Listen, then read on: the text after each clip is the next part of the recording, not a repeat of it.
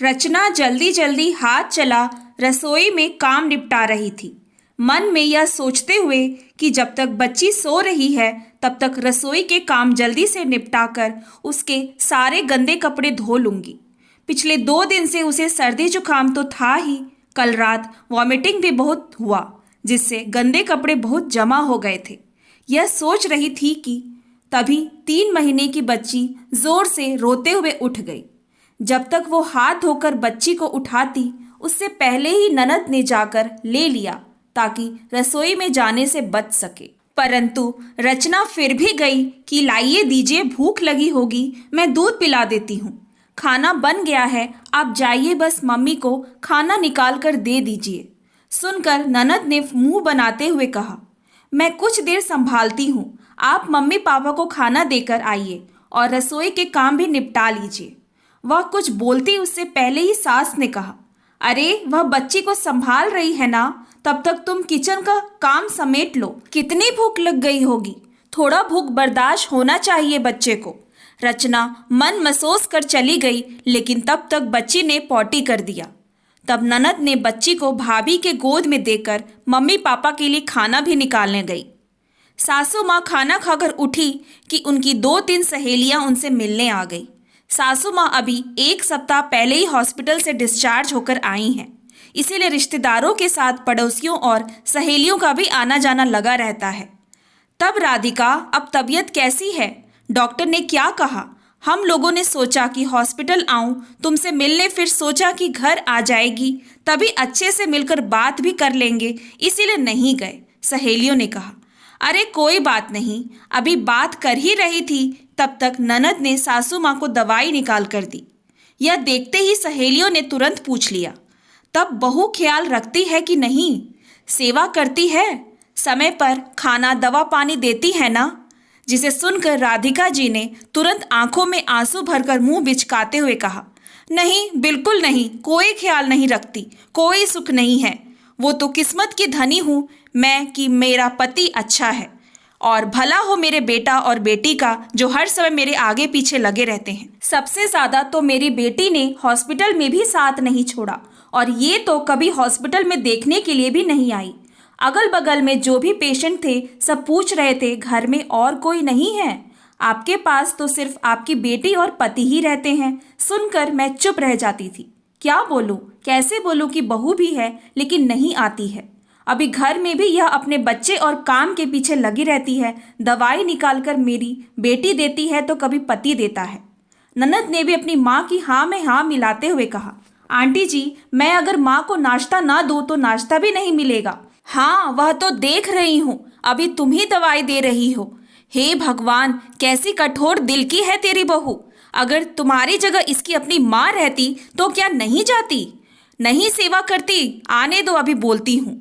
नहीं नहीं, मत बोलना, जाने दो, बिना मतलब बात बढ़ जाएगी, सासू माँ ने कहा। यह सब बातें कर ही रही थी कि तब तक रचना सबके लिए चाय पानी लेकर आ गई। लीजिए आंटी जी, चाय पीजिए, रचना ने कहा। तो वहां बैठी 1-2 महिला ने मुस्कुराकर धन्यवाद कहा, परंतु एक जो सास की पक्की सहेली थी उन्होंने लगभग रचना को झिड़कते हुए कहा, क्यों बहू, सास का ध्यान क्यों नहीं रखती है? बेचारी मरते मरते बची है, थोड़ा तो सेवा पानी कर की जल्दी स्वस्थ हो जाए। अगर इसकी जगह तेरी माँ होती थी तो क्या छोड़ देती? नहीं ना। सुनकर रचना थोड़ा चौंक गई। वह कुछ बोलती उससे पहले ही सासू माँ बीच बचाव करने लगी। अरे बहू, तुम बुरा मत मानना, मैंने कुछ नहीं कहा, बस इसे मेरी तकलीफ देखी नहीं गई इसलिए बोल दिया। यह सुनकर रचना को बहुत बुरा लगा, क्योंकि यह बातें लगभग रोज की हो चुकी थी। कोई ना कोई कुछ बोल ही देते, सुना देते, या नहीं तो नजरों में बता देती कि मैं सासू माँ की सेवा नहीं करती हूँ। गुस्सा आने के बावजूद भी वह सामान्य होते हुए बोली, नहीं माँ जी, मुझे बुरा क्यों लगेगा, मैं तो बहू हूँ, और बहू का दिल तो वज्र के समान होता है, जिसे ना तो चोट पहुंचती है, ना ही दर्द, ना कोई तकलीफ होती है। अरे हमने ऐसा क्या बोल दिया जो तू कहाँ की बात कहाँ लेकर जा रही है? सच कहते हैं आजकल की बहू को ना जरा भी सहनशीलता नहीं है, बस जरा सास की देखभाल करने को कहा और देखो तो तेवर। भगवान बचाए ऐसी बहुओं से। तो आंटी ने फिर कहा तो अब रचना को रहा नहीं गया। आप कैसे जानती हैं आंटी जी कि मैं सास की सेवा नहीं करती हूँ? अभी ननद को दवाई देते देख लिया इसलिए। एक बीमार व्यक्ति के पीछे कितना काम होता है, क्या यह आप सब नहीं जानती? इनसे जुड़े सारे काम मैं करती हूँ। इसके अलावा घर में और भी सैकड़ों काम हैं। मेरे 2 बच्चे भी हैं जो मुझे ही देखने हैं। कोई हाथ नहीं बटाता है। इन सब का कोई मोल नहीं है। हाँ, नाश्ता और खाना कभी कभी मेरी ननद भी दे देती है, पर एक बार यह भी तो सोचिए कि समय पर और गरम गरम खाना बनाता कौन है? हाँ, मैं हॉस्पिटल में नहीं रुकी क्योंकि वहाँ पापा जी रुके थे, तो सबको रुकने की ज़रूरत नहीं थी। फिर मेरा छोटा बच्चा था तो डॉक्टर ने वैसे भी आने से मना कर दिया। लेकिन एक बार यह भी तो सोचिए कि इतना बड़ा परिवार, सारे काम, अपने 2 बच्चे, फिर जो लोग आए इनका हालचाल पूछने या जानने के लिए, उनकी सेवा सत्कार, चाय पानी किसने देखा? मैंने अकेले ही देखा सब। रही बात ननद की हॉस्पिटल में रुकने की, तो वह हॉस्पिटल में रुककर भी क्या कर लिया? डॉक्टर ने घर वालों को पेशेंट के पास बैठने से मना कर दिया था।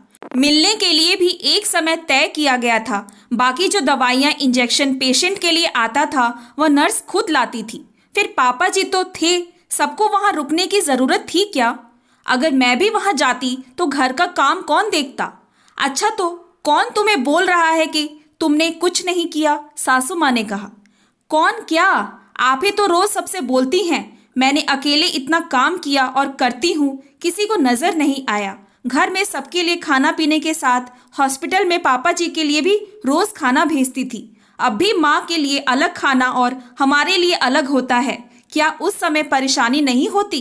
समय नहीं लगता?